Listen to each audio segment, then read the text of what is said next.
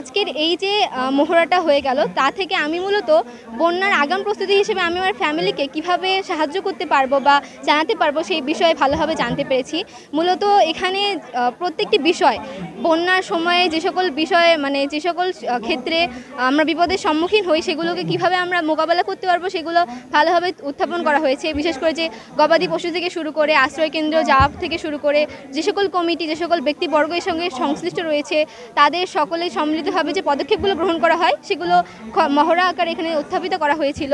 পাশাপাশি এখানে বিভিন্ন তথ্যভিত্তিক বিষয় বলে আমি জানতে পেরেছি, যেমন হচ্ছে আমাদের যে যমুনা নদীর এখন বিপদসীমা বা কত পর্যন্ত রয়েছে পানির যে বন্যার পূর্বাভাস বা বন্যা হওয়ার সম্ভাবনা কত। মূলত এইখান থেকে বা এই অনুষ্ঠানটির মাধ্যমে বা এই প্রোগ্রামটির মাধ্যমে আমরা এইটাই শিখতে পারতেছি যে তারা মূলত বন্যা সম্পর্কে, বন্যার আগাম এবং বন্যা আসলে এবং বন্যার পরবর্তীতে আমাদের করণীয় কি, মূলত তারা এগুলাই আমাদেরকে শেখাচ্ছে বা এগুলো সম্পর্কে আমাদেরকে উপদেশ দিচ্ছে।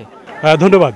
এসকেএস ফাউন্ডেশন অক্সফাম ইন বাংলাদেশের সহায়তায় Asia community disaster preparedness and transformation ACT নামে একটি প্রকল্প আমরা এখানে এই ফুলছড়ি উপজেলা এবং সাগাটা উপজেলা বাস্তবায়ন করছি। তো এই প্রকল্পটি আসলে আপনারা জানেন যে গাইবান্ধা জেলার সবচেয়ে দুর্যোগপ্রবণ উপজেলা হচ্ছে ফুলছড়ি এবং সাগাটা। এই সাগাটা এবং ফুলছড়ি উপজেলায় প্রতি বছরেই নদী ভাঙন, দুর্যোগ এবং বিভিন্ন ধরনের প্রাকৃতিক যে সমস্যাগুলো হচ্ছে তার ফলে মানুষ ক্ষতিগ্রস্ত হচ্ছে। তো এই প্রকল্পের মাধ্যমে আমরা এই এলাকার যে জনবসতি আছে, যে মানুষজন আছে, যে অধিবাসী আছে, তাদেরকে অধিক সচেতন করার লক্ষ্যেই আমরা বিভিন্ন কর্মকাণ্ড আমরা বাস্তবায়ন করি। বন্যার পানি যদি গ্রহণ করে তাহলে কিন্তু মানুষের যেমন বিভিন্ন রোগবালাই দেখা দেয়, তেমনই কিন্তু গরু ছাগলেরও আমাদের এই বিভিন্ন রোগবালাই দেখা দেয়। এই জন্য আমাদের গরু ছাগলকেও বিশুদ্ধ পানি পান করাইতে হবে। এবং এই যে বর্তমানে যে বন্যা আসলে খাবারের একটা বিশাল সংকট দেখা দেয়, এই কারণে আমাদের বন্যার পূর্ব প্রস্তুতি হিসেবে আমাদের যেমন সাইলেজ আছে, তারপরে এগুলো আসলে তৈরি করে আমরা যেমন এই যে শুকনো খাবারের ব্যবস্থা করি মানুষের জন্য, গবাদি প্রাণীর জন্য এরকম আমরা শুকনো অথবা সাইলেজ সংরক্ষণ করে রাখতে পারি। তারপরেও সর্বোপরি আমাদের এই যে মেডিকেল টিম, আমাদের প্রাণী সম্পদ দপ্তরের পক্ষ থেকে, উপজেলা প্রাণী সম্পদ দপ্তরের পক্ষ থেকে আমাদের এই ভেটেরিনারি মেডিকেল টিম সর্বোপরি আমরা সেবাদান দিয়ে থাকি। আমরা আগাম বার্তা পাওয়ার মধ্য দিয়ে আমাদের জানমালেরও ক্ষতি কম হবে, বাড়ি ঘরও রক্ষা হবে, গরু বাছুরও আমরা উঁচু জায়গায় নিয়ে যা রাখতে পারবো। তারপরে বাচ্চা কাচ্চা, প্রতিবন্ধী গর্ভবতী মাদেরকে আমরা সময় মতো আশ্রয় কেন্দ্রে নিয়ে যাব।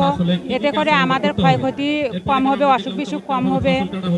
আমরা যে ফসলটা আগে কাটতে পারিনি, আগে আমরা তখনও আগাম বার্তাও পাই নাই, আমরা পাট কাটতেও পারি নাই। এতে করে আমাদের অনেক অর্থের ক্ষতি হয়েছে।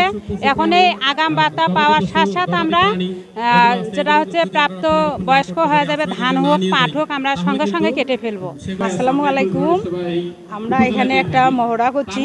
এই মহড়া হলে যত বন্যা দুর্গত লোকেরা আহত হচ্ছে সেখানে একটা তাদের জন্য স্বাস্থ্যসেবার ব্যবস্থা করেছি, মেডিকেল করেছি। এখানে যদি কোনো অসুস্থ রোগী আসে আমরা তাকে সাধারণ সেবা দেব। যদি সেবা অতিক্রমে বেশি হয় তাহলে আমরা হাসপাতালে রেফার করব। আর যে গর্ভবতী মা আছে তাদের আমরা সাধারণ যে ট্রিটমেন্টগুলো 4টে করে থাকি, চেক আপ করে থাকি, সেই চেক আপগুলো করবো এবং সে যেন আশ্রয় স্থানে ভালোভাবে থাকতে পারে সেই দিকেই দেখভাল করব। প্রয়োজনীয় খাবার স্যালাইন আছে, যদি কোনো পাতলা পায়খানা বা ডায়রিয়া রোগী আসে খাবার স্যালাইন দেব। আমরা এখানে যে মহড়াটা করা হলো এটা আমাদের চরাঞ্চলের লোকের জন্য অনেক ভালো হলো। তার কারণ আমাদের চরাঞ্চলের মহিলারা জানতো না যে হয়তো বা সব কিছু রেডি করতো, কিন্তু এতভাবে জানতো না যে আমার এইভাবে এটা রাখতে হবে, ওইটা রাখতে হবে, এই জায়গায় খবর নিতে হবে। তবে আমরা এখন সচেতন হলাম যে সর্বপ্রথম আমাদের বন্যা আসার সময় আমাদের সবচেয়ে আগে আমাদের গর্ভবতী মা, প্রতিবন্ধী, বয়স্ক, বিধবা এবং শিশু বাচ্চা এদেরকে আমাদের আগে উঁচু জায়গায় স্থানে পৌঁছাতে হবে। তারপরে আমাদের পশু, গরু ছাগল এগুলো উঁচু স্থানে রাখতে হবে। সেখানে আমাদের ভ্যাকসিনের ব্যবস্থা করতে হবে।